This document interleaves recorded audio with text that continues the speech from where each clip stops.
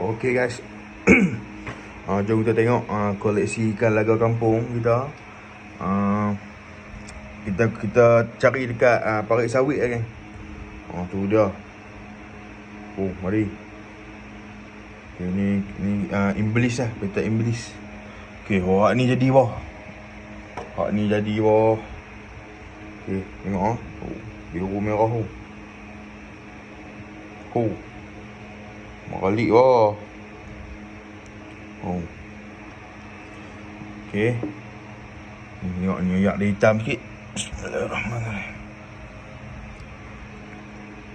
Okey geng. Nampak? Pelak tau tu. Mari sobat. Mari.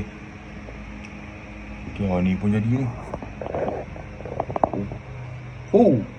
Sampel ni duk kan. Cuba tengok syarat dia kena letak kat tempat gelap lah. Letak kat tempat gelap baru dia jadi lah kan.